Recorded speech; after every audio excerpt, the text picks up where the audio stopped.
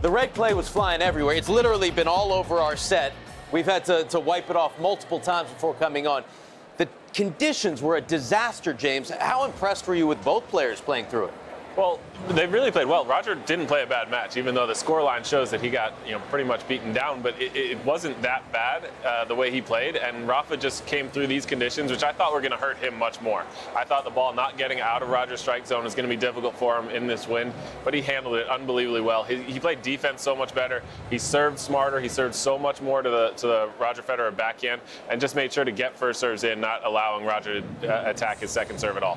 What stood out to you, Chanda? Well, you could see both players making some early adjustments. Rafa maybe standing in a little bit closer, trying not to let the wind affect his shots as much. And Federer, he came out hitting the backhand constantly. It was a big swing at the beginning of the match where Federer had break points, didn't win that game, and ended up losing his serve. And so instead of him maybe being up a break early, he was down love 3, and that's a tough start against Nadal. There was another critical point. 4-all, Roger up 40-love. Looked like he's going to cruise into this service game, and he gets broken, and the match really turned on that game. But I think James raises a great point. You say conditions were brutal. The conditions were the conditions, and I thought Rafa played them really tactically, and he took something off his first serve clearly, played from defensive positions and turned them into offensive positions. I think this was a nice win for Nadal in a lot of ways, but I think as a tactical win, he should get a lot of credit for handling this win. He absolutely did. This is his court. He plays better than anyone else ever has. 92 wins now here on Roland Garros, and in court, Philippe Chatrier. Nadal would start out a 5-3, this set point for Rafa, and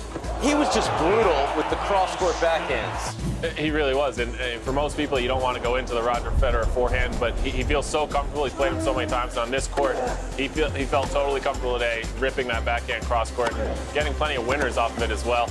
And here's where he's playing defense, played so well. And balls that normally Roger Federer is going to put away. It made it a little bit more difficult for Roger to feel confident going for lines, going for broke because of this win. And Rafa took advantage of that. Anytime he got his racket on the ball, he was able to come up with brilliant winners like that. Yeah, it was incredible how many times Nadal understood the moment when to get that little additional bit of intensity, and he pulled it out.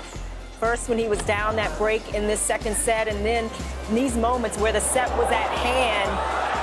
And it was Federer still defending well. It was impressive with both players, the way they physically still really quick around the court, moving beautifully. But Nadal, again, getting the upper hand there. And that was another bit of a turning point because Nadal was able to take that second set. And then it felt almost inevitable. Yeah, you get the feeling Roger Federer knew it was going to be really tough to come back from 2 sets to love against Nadal. And some of the air went out when the third set began. But really, what a day at the office for Rafa. The match time was 2:25, which isn't terribly long. It's not obviously hot out there. Wasn't tested in this third set, and now Rafa will be eating dinner before his next opponent is known. He could not have asked for a better day. Snaps the losing streak against Roger, back into the final for the 12th time. He's from Spain. Dinner's at like 10 p.m. Exactly. I mean, Federer had held 31 straight games against Rafa coming into this.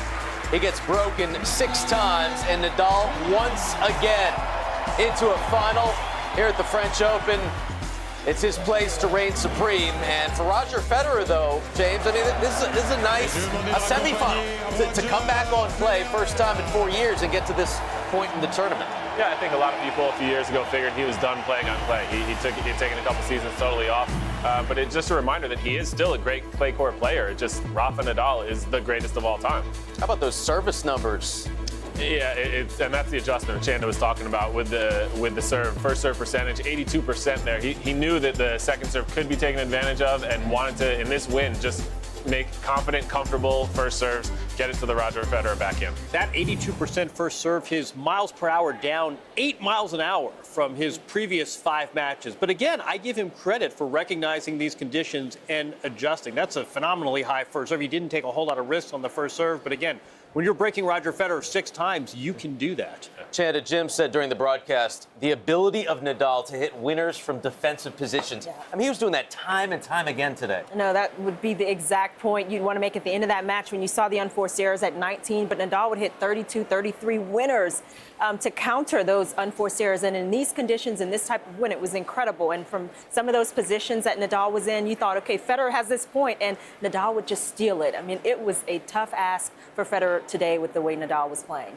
And for anyone who was concerned about Rafa Nadal, by the way, Rafa, who said in Monte Carlo, that was my worst performance on clay in 14 years, how things have changed. I mean, this is his surface. He's so comfortable. Yeah, it is. And I think in Monte Carlo and even in Barcelona, people thought, oh, maybe he is finally deteriorating. But no, get back here where he's totally comfortable. And in Rome, played so well. And it was just a matter of him getting healthy, I think. With his knee, it was giving him problems on the hard courts. And now back comfortable on the clay. He felt like he needed some matches to get into this season. And he's fully into it now.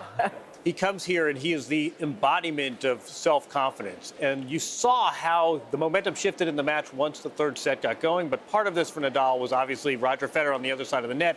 Part of this was reasserting himself here. I mean, Rafa said, listen, I haven't beaten him in 5 years, but none of those matches have come on clay. And he proved why this is his surface today. I thought that was just a comprehensively successful day at the office for Nadal.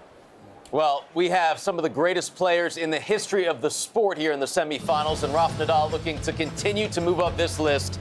17 Grand Slam titles, can get to 18 if he gets a dozen, James. That seems just unfair. A dozen at any event. At a 250, at a 500, that's incredible. But to do it at a Grand Slam is just shocking. Obviously, Novak Djokovic still alive as well, can get to 16. But I just look at this list, and the top 3 guys, they are playing at the same time. I mean, it's pretty incredible, this era of tennis that we're in right now, and we're still enjoying it. And one thing that means is that we have these tremendous rivalries in the present, but also we have this looming theme of history. And 20 versus 18 is interesting. If Novak Djokovic wins this event, he inches closer to Nadal. So I think we sort of have these dual rivalries going on. One of this, the here and now, the match that just got played behind us, but also these guys are also playing realizing that every single tournament, every major now has historical implications. And that's something I don't know if we talk about that enough. But obviously, if Nadal wins this 2018, winning the head-to-head against Roger, we're suddenly having this conversation at another level. I mean, we shall see. But James pointing out the fact that both players played well today, and yet still, if you look at this scoreline, completely Rafa Nadal. Roger Federer said it himself. The road to a title on clay always goes through Rafa Nadal. That remains the truth here at Roland Garros.